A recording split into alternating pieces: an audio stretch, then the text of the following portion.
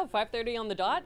5:31. Welcome into KC Sports Tonight. Marlia Campbell here with Gabe Sports on a very busy sports summer Tuesday here in Kansas City. Gabe, we have big Chiefs news to get to today. The MLB All-Star game tonight, which we not only have 4 Royals players there, but we also have a local high school product who's making some noise for a bunch of different reasons for his selection.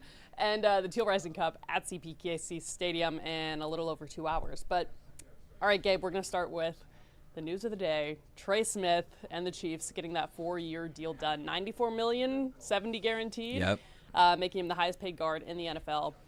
Curious, one, did you think this deal was going to get done by the 3 p.m. deadline? Because it truly did come down to the wire. And 2, your thoughts on where the numbers ended up. Well, I thought that it was going to get done until maybe like this morning. And then I was like, if it hasn't happened yet, like, are they just waiting for the sake of drumming up the drama? It almost seemed like that's what they did to a little bit of an extent. Because surely it didn't take until... Yes, because I would think that I don't think Brett Veach was. Maybe I'll be corrected on this later, and they'll hold a press conference announcing the signing, and Brett will detail that he was up into the wee hours of Tuesday morning, 1 a.m. last night, hashing out the deals. But at the end of the day, it comes out to a deal where it looks like they. I mean, this is way oversimplifying it. It seems like they essentially gave him what the franchise tag was going to be for 4 consecutive years with an out basically at the end of the 3rd year, or they can just restructure at a certain point. But it's not like there is a huge initial signing bonus that gets him something crazy this year and then it drastically drops off. It's more of a standard value for all 4 years that over time diminishes against the cap just because the cap continues to rise. So it's no different than just like your percentage of the cap is going to lessen as the cap rises. That's the same thing that you would see with like a Patrick Mahomes type deal. So I wasn't surprised that it was highest paid guard in NFL history, just because I think that that's the way that things are trending. I think that's the way that most contracts go for players who are Pro Bowlers, players who are in the conversation of being all pros. And it's truly just a matter of like who's next up. I mean, we saw it literally an hour later with Sauce Gardner getting a cornerback deal. That up. And Trent McDuffie is going into his final year on this rookie contract. We've seen it with different quarterbacks who we know for a fact are not as good as Patrick Mahomes, who have gotten single-year guarantees, maybe not the length of contract that Patrick Mahomes has gotten, but they've gotten the guarantees on a year-by-year basis of more than him, where it's just who's next in line and what are they going to get. And Trey Smith was next in line at guard. Trey Smith had the leverage, knowing that, yes, the Chiefs had moved on from Joe Thuney. Yes, they had franchise tagged him. He wanted to be there. They need him, given the question marks in the long-term future at right tackle because of Jawan Taylor going into last year, his deal. The left tackle, because you've got the Josh Simmons injury questions. You've got the Jalen Moore, I guess, bet on a guy who was just stuck behind Trent Williams the whole time. So there's all these different things, and that's not to mention Kingsley Suamataia moving to left guard this year. So all that to say, I think it's a good deal. I think that it was it's a positive that they got it done before the deadline, and they didn't they're not going to have to answer the same Trey Smith questions next year, not going to have to deal with that, while they will also have to deal with negotiating the Trent McDuffie deal that you mentioned, and possibly a George Karlaftis deal next summer. That's probably line item 1 and 2 for Brett Veach next summer, let alone figuring out whether Travis Kelce is around or not and all those other things. Yeah. But we still have this season to worry about, right? Yeah. And Brett Veach said in his statement today, it's a big day for Trey Smith and it's a great day for Chiefs Kingdom. I would agree with that assessment. Yeah, I think that sums it up pretty well. And Smith, by the way, participated in OTAs, which I thought was cool, and mandatory minicamp, which was a little bit more obvious, but still these are optional workouts that he was in attendance for, which is, I think, pointed to this deal getting done. Again, I was the same way, where last night I was kind of typing up our plan for today, and I was like, we have 12 hours until we kind of need an answer here. Okay, let's move on to a little Royals news. I guess not news. Royals tonight. 4 of them playing in the All-Star game. You got Bobby Witt Jr., Chris Bubich, Carlos Estevez, and Maikel Garcia.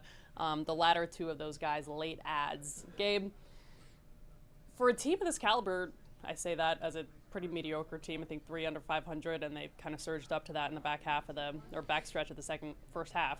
To get 4 guys in, it's pretty cool.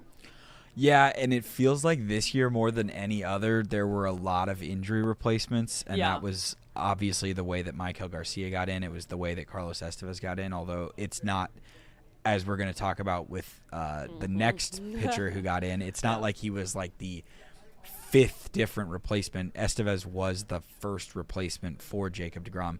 Maikel Garcia was the 3rd or 4th replacement for various different guys who were named to the All-Star team, and it feels like the infield, if we're going to get me onto the soapbox that I was banging a couple weeks ago on this show with Neil, and Neil was saying that it was understandable that Bobby Witt Jr. was not starting for the American League All-Star team.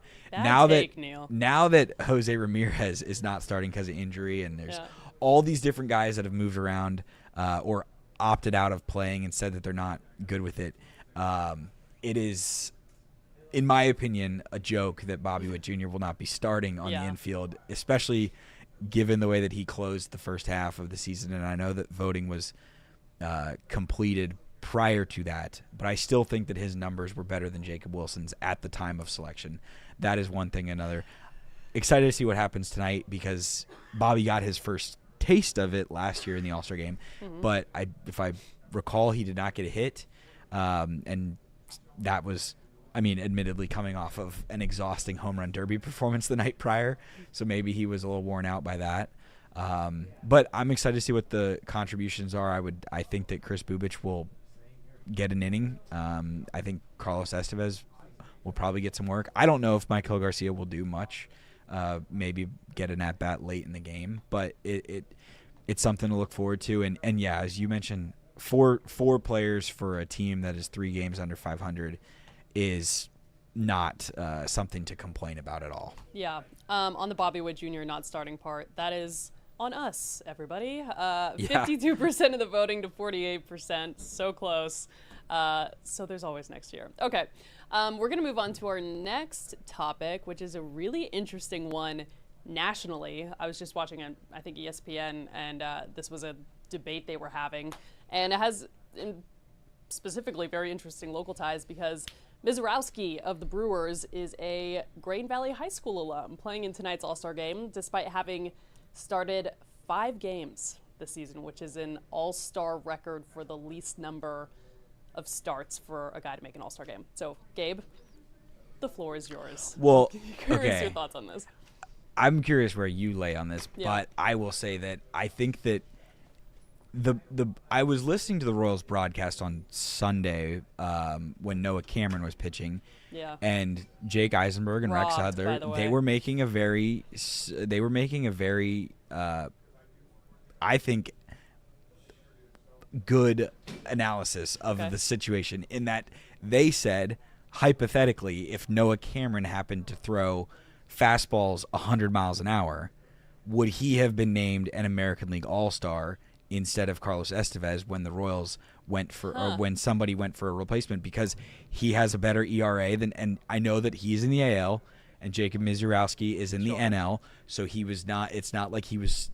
I don't think that Noah Cameron was an All-Star, and I don't think that he pitched enough for it. And although he pitched a lot more than Jacob Mizorowski did, yes. With that being said, if I would think that, if he threw the ball crazy hard in a game that is an exhibition and is meant to draw fans' interest in what's the best way we can get people to stay tuned for the 6th, 7th, 8th innings, it's to have the 5th or 6th guy out of the bullpen be a guy who's going to throw 103, 102, 101. Every time that Jacob Mizorowski throws a fastball, it's 100 miles an hour or in that realm. So I can understand why Major League Baseball did this. I don't think that makes it right. Okay, let me ask you this. Where do you land on the scale of, because there seems to be like an entertainment value versus merit discussion, I suppose. I assume you lean towards the latter. If the All-Star game was still determining home field advantage, I think that this would be an extreme joke in that it wouldn't be the correct thing to do. It also wouldn't be the right thing to do from like a competitive balance, but I also don't think that as many guys would opt out of the All-Star game, or their teams would allow them to opt out of the All-Star game if it mattered to that extent. But I also don't think the All-Star game needs to be that. So I think that the biggest issue is in the fact that they allegedly went to multiple pitchers and asked, would you like to play in the All-Star game? Would you be available to pitch on Tuesday night? And a guy like Christopher Sanchez said, no, I would not be available to pitch. And thus, he was not selected as a replacement. So when you start going, it's like a domino effect of, okay, we were going to pick this guy, but we're not going to recognize him that we were going to pick him. So now you're not an All-Star. Luckily, the Phillies paid the guy's All-Star bonus. So good on the Philadelphia Phillies for doing that. It's a weird situation, but I'm also not going to sit there tonight when the 6th inning comes around and we have Jacob Mizorowski maybe pitching against Bobby Witt Jr. Fun. I'm not going to be complaining about that. I'm looking forward to seeing what happens. Yeah. Again, locally, it's great, and congrats to Mizorowski, a Green Valley High kid in the All-Star game, which is awesome. Neil Jones did a story on him when he was in high school. I was looking for a video for him today in our archive system, and I was like, good on Neil. He knows everyone. And they also are doing these legend picks. Yes. And Rob Manfred just gets to name Clayton Kershaw an All-Star, even though he has very much not been one this season. Sure. And so at that point, it's just like, we're kind of losing. Yeah, we can complain, but like, let's put into perspective what we're complaining about. We're complaining about an All-Star selection. So I think that as long as the teams recognize the All-Star bonuses or all of these different things, if anything, if you're the Brewers, you're like, this is just raising the price for whenever we have to eventually pay this guy in arbitration or whatever. So whatever. While we're looking on forward to it. All-Star takes, Gabe, the pitching tonight, the new automated ball strike system. Yeah. Thoughts on that? I admittedly have not watched a lot of minor league baseball, so I know that they've had this in AAA. Yeah. I know that I forget who it was. Somebody on the Rays this season came up and had, I think, a very clear ball was called a strike. Mm-hmm. And he tapped his helmet, which is the signal in minor league baseball of, hey, let's take a look at that. Yeah. And he tapped his helmet, and the umpire just threw him out. Yeah. And he said, I didn't even say anything. Admittedly, a very disrespectful move to give to the umpire. Maybe a little bit of drama for the ejection versus a talking to, but so I want to see what maybe the younger All-Star guys do, because I don't know. I know that some guys got it in spring training, and it was off and on depending on the ballpark and whether the system had been implemented. Some places had it and some didn't. Again, it's another nice little wrinkle of something interesting to keep your eye on during a game that doesn't matter, aside from maybe seeing your favorite player do something or not in the one or two at-bats that they hit they hit for, or the one or two times that the ball is hit to them in the field. So I'm intrigued by it. I think that it is the future of baseball. It's a lot harder to yell at a machine than it is a human being. But I like the idea of a challenge system more than I like just calling it, because I think that there is an art to, you're going to get a little bit more of the edge of the plate if you're pitching really well. And you know what? Maybe you're going to get squeezed if you're all over the place. And that's kind of the old school classic baseball thought of me, even though I fall in the younger generation. So looking forward to seeing it, but I don't want it to just become like tennis where they just say in, out. There's some gamesmanship of the challenge system. Yep. But I'm also saying that as somebody who thinks that the MLB replay system is broken, and this weekend was a great example of that. So, I think most Kansas City would agree with you. There's that. Before we wrap up All-Star Game talk, shout out to our Katie Marr, our new sports reporter. She did a story where she asked some of the guys in the clubhouse after the game on Sunday who were not going to the All-Star game, what they were doing this week, and their answers were awesome. Like Noah Cameron has some birthday parties he's going to celebrate, I think, in St. Joe. I forgot, another guy said he was going to the lake. It was just very human answers. I don't know why I was expecting like a Patrick Mahomes bye week, I'm going to be in the treatment room and that kind of thing. So I don't know. I have a feeling it's a lot of guys who have wives being like, can you hang out with our child for the day? For or 1 week, Can we do something normal? Baseball travel is crazy. A different beast. Okay, before we go, speaking of Katie Marsh, she is at the Teal Rising Cup right now, which gets underway in 2 hours and change, 8 o'clock tonight at CPKC Stadium. Not sure if it's sold out, if folks still want to go, but if there are tickets, I would say do it, because Kansas City taking on Corinthians SC, a Brazilian soccer club, one of the top, if not the top clubs in Brazil. This game does not count towards NWSL standings.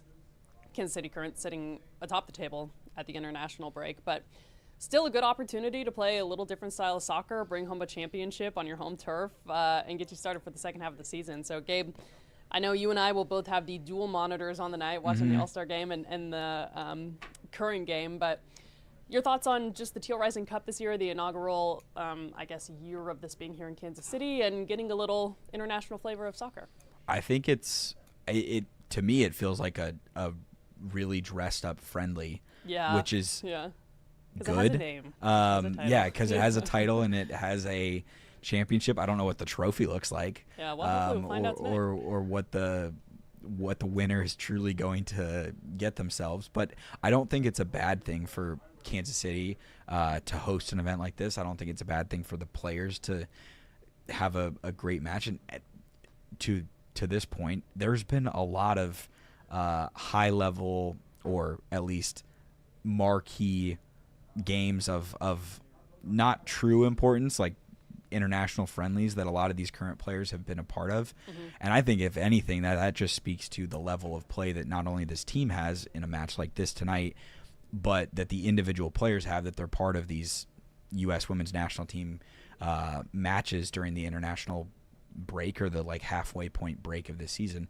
So if anything, this past month, the time off and the brief moments that we've seen players from the KC Current participate, it's really just a showcase of how good the team is and how dominant they've been in the NWSL, and that people are recognizing, and that ownership, the KC Current leaders themselves, have put this event together because they think that it's necessary, as Katie was reporting earlier in the newscast at 5, that it's necessary to keep their level of play at a high level heading into the back half of the season, as they're in first place in the NWSL. Yeah.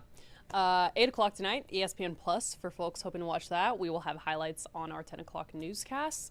MLB All-Star game at 7, and then, Gabe, training camp is 1 week from today. And as we were talking about before we started rolling on this show, really football season starts 1 week from today, because you go training camp straight into preseason games, get a week break, and we're talking week 1 Chargers in Brazil. So here we go. All right, Gabe, thank you so much for your time. Folks, thanks for watching, and we will see you same time, same place tomorrow.